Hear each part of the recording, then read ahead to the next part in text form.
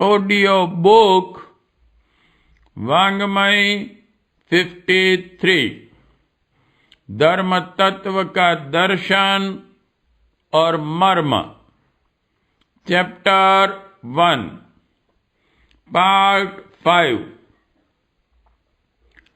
धर्म का मर्म है नीतिमत्ता।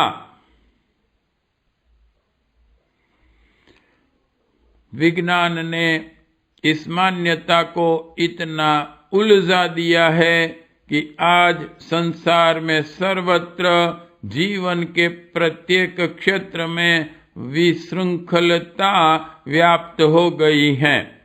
विराट दृष्टि से विचार करने पर मनुष्य जीवन का लक्ष्य कुछ और दिखाई देता है, पर तत्काल लाभ की दृष्टि से कुछ और। विज्ञान ने इस स्थिति में पर्यवेक्षक बनकर मनुष्य को अनजान वन में भटका दिया है। विचार करके भी मनुष्य उससे लौटकर अपने यथार्थ लक्ष्य को प्राप्त करने में समर्थ नहीं हो पा रहा। अच्छा करना तभी संभव हो सकता है जब उसके मूल में अच्छा चिंतन भी उत्कृष्टता की प्रेरणा भरता रहे। करना मूल्यवान है, पर सोचना अव्यक्त होते हुए भी क्रियाकलाप के समतुल्य ही महत्वपूर्ण है। लोगों को श्रेष्ठ काम करने के लिए कहा जाए, पर साथ ही उन्हें यह भी सुझाया जाए कि कर्म का बाह्य स्वरूप ही सब कुछ नहीं है। उसकी आत्मा तो उद्देश्यों में निवास करती है। अंतर्राष्ट्रीय मसीही धर्म सम्मेलन में उद्बोधन करते हुए संसार के ईसाई Jagat Guru arc bishop cardinal gracious ने कहा था, मसीही धर्म समेत समस्त धर्मावलंबियों को अपने सहयोग का क्षेत्र अधिकाधिक व्यापक बनाना चाहिए। यह सहयोग पारस्परिक सद्भाव, सहानुभूति और विश्वास पर आधारित होना चाहिए।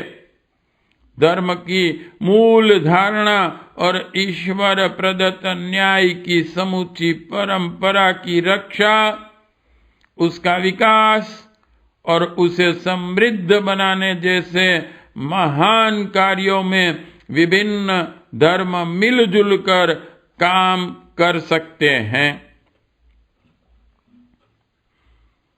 अनास्था का संकट सभी धर्मों के सामने समान रूप से है।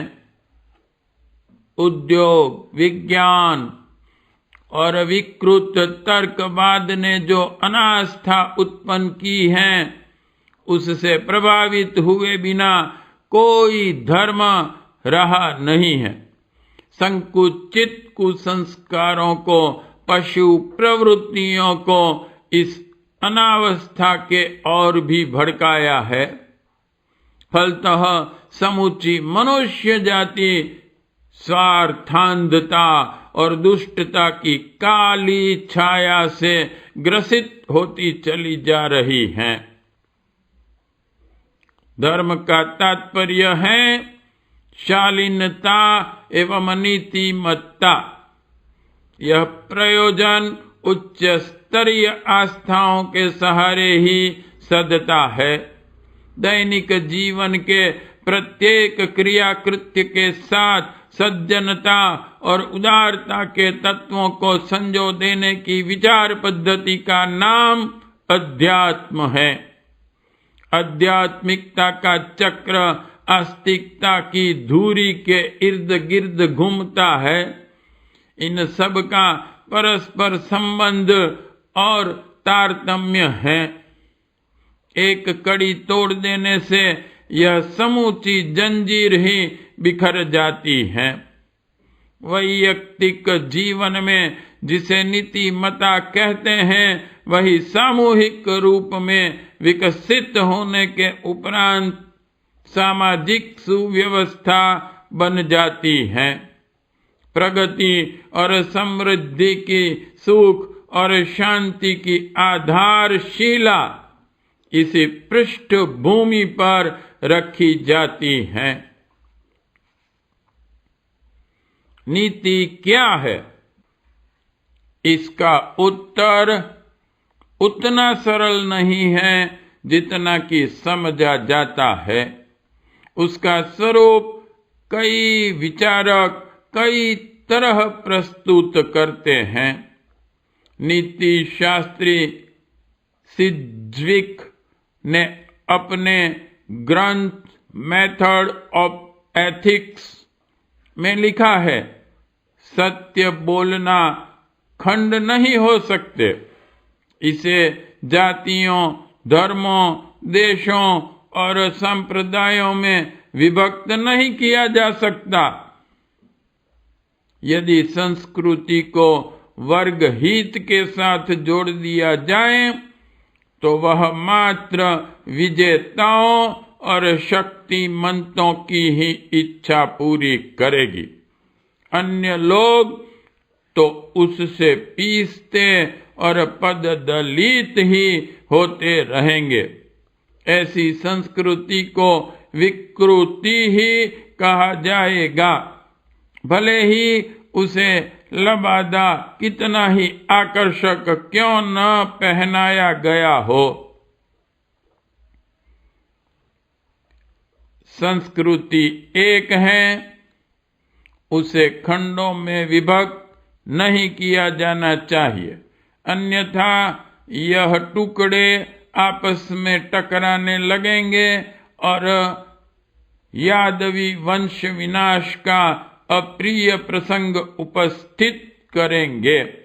जर्मन संस्कृति, अरब संस्कृति, रोम संस्कृति आदि के पक्षधरों ने अपने अत्युत्साह को उस चौराहे पर इस तरह नंगा ला खड़ा कर किया जहां विश्व संस्कृति की आत्मा को अपनी लज्जा बचानी कठिन पड़ गई।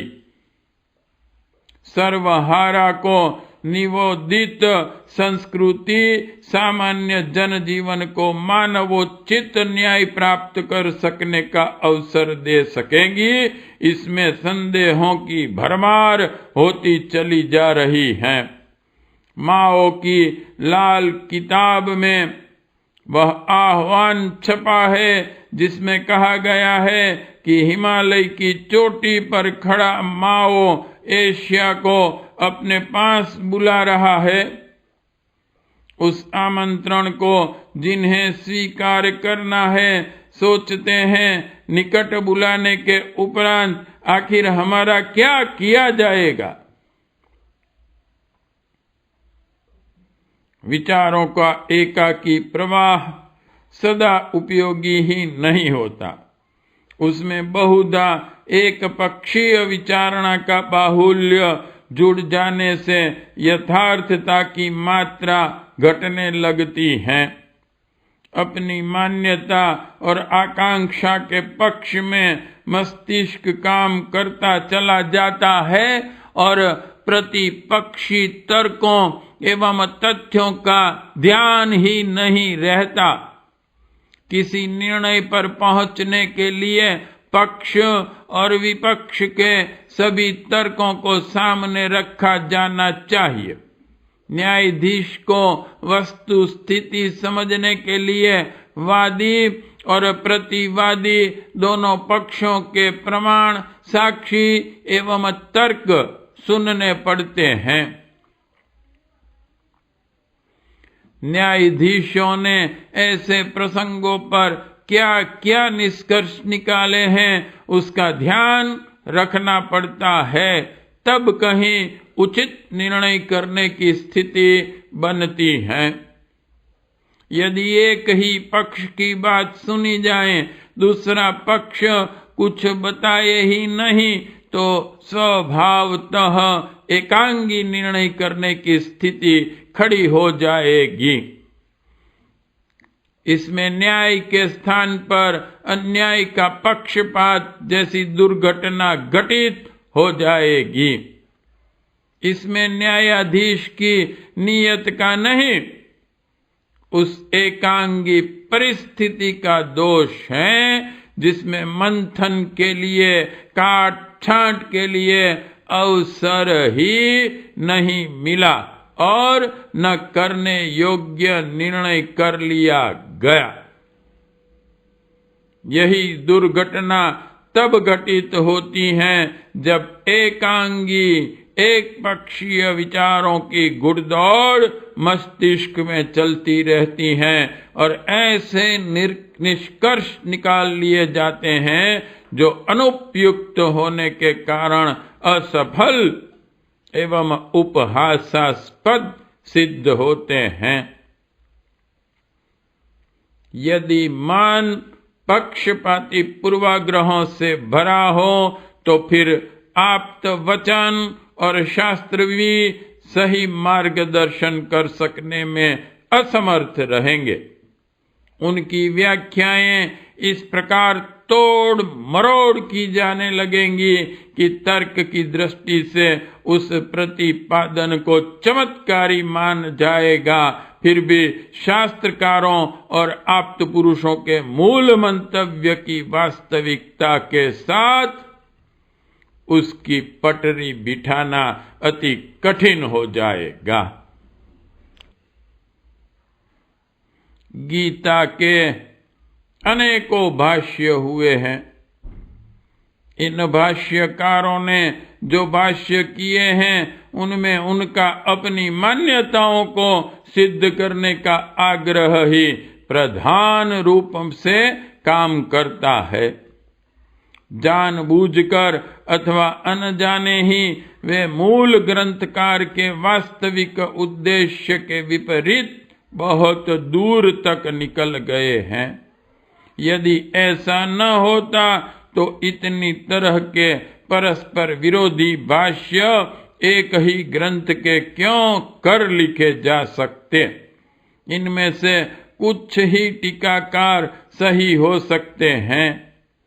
कर्ता का यह उद्देश्य तो रहा नहीं होगा कि वह ऐसी वस्तु रच दे जिसका तात्पर्य निकालने वाले इस प्रकार के परस्पर विरोधी जंजाल में फंसकर स्वयं भ्रमित हों और दूसरों को भ्रमित करें।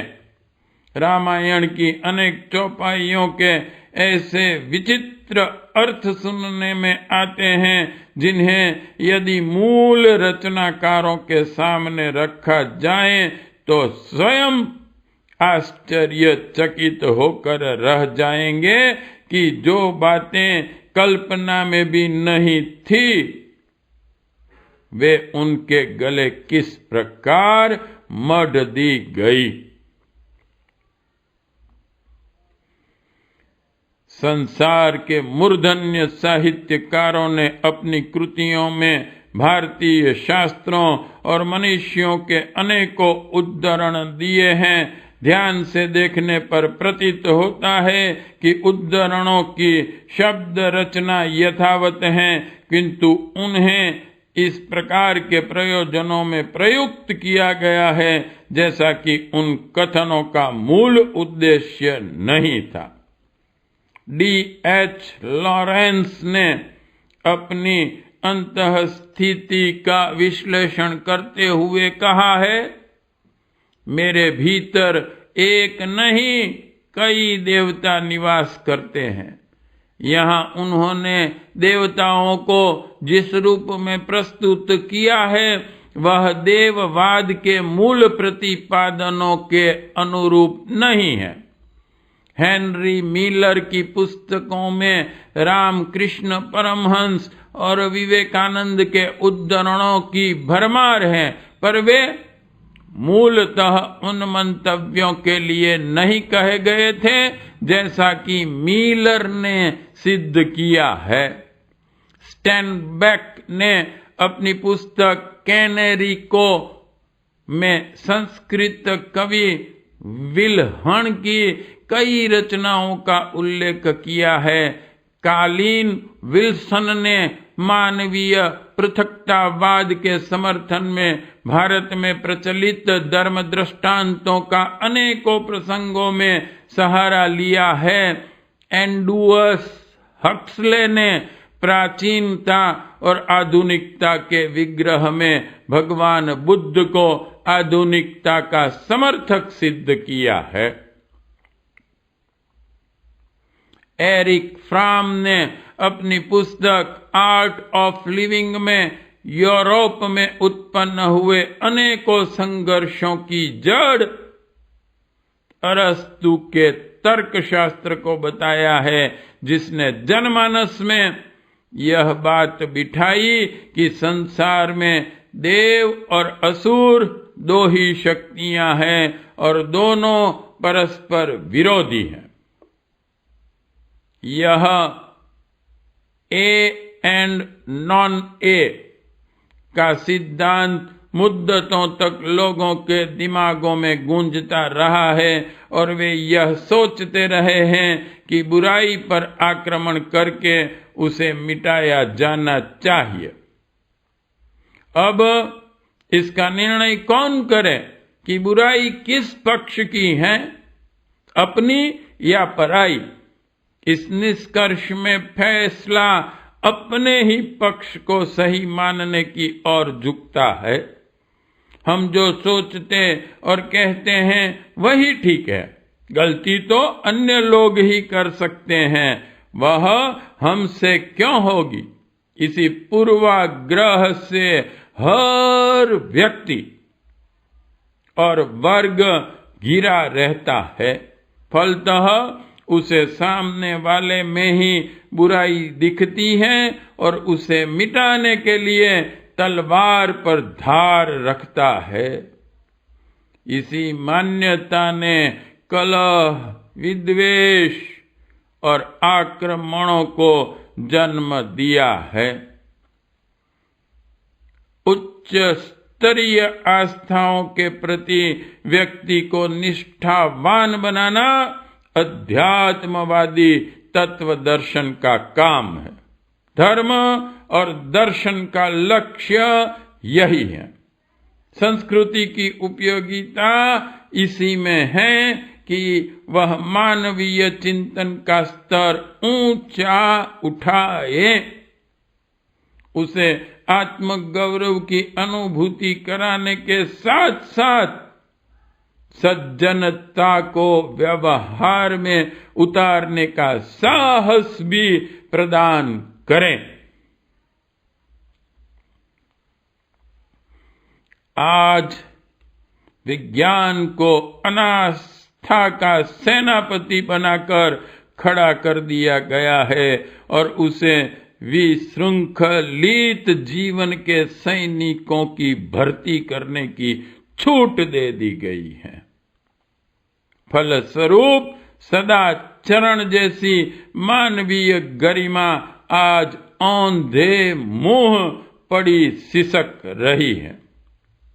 दूसरी ओर अवांछनीयता, उच्छृंखलता का दानव सर्वत्र कबड्डी खेलता घूम रहा है। अहंकार और व्यामोह का समन्वित रूप बनता है दुराग्रह। इसमें आवेश और हठ दोनों ही जुड़े रहते हैं। फलतः चिंतन तंत्र के लिए यह कठिन पड़ता है कि वह सत्य और तथ्य को ठीक तरह समझ सकें और उचित अनुचित का भेद कर सकें। अभ्यस्त मान्यताओं के प्रति एक प्रकार की कट्टरता जुड़ जाती है। इसे अच्छी तरह से सिद्ध करने के लिए परंपराओं के निर्वाह की दुहाई दी जाती है।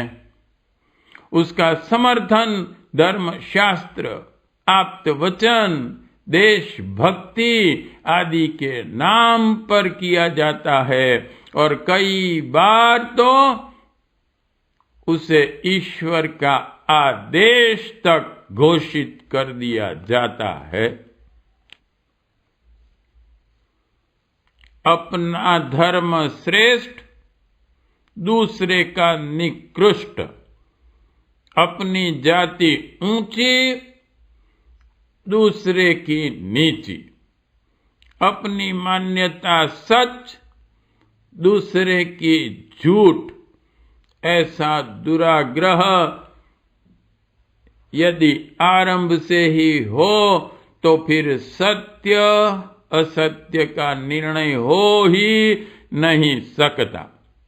न्याय और औचित्य की रक्षा के लिए आवश्यक है कि तथ्यों को ढूंढने के लिए खुला मस्तिष्क रखा जाए और अपने पराये का नए पुराने का भेदभाव न रखकर विवेक और तर्क का सहारा लेने की नीति अपनाई जाए।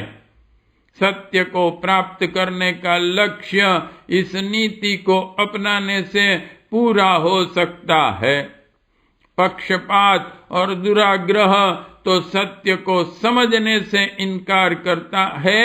ऐसे हठी लोग प्रायः सत्य और असत्य शोधकों को सताने तक में नहीं चूकते।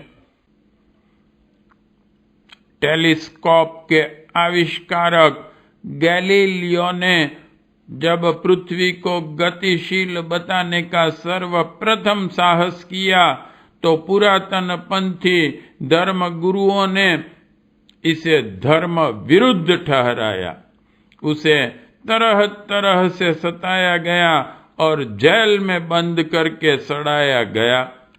सबसे पहले जब पेरिस में रेलगाड़ी चली तो उस प्रचलन का पुरातन पंथियों ने घोर विरोध किया और कहा, जो काम हमारे महान पूर्वज नहीं कर सके उन्हें करना अपने पूर्व पुरुषों के गौरव पर बट्टा लगाना है।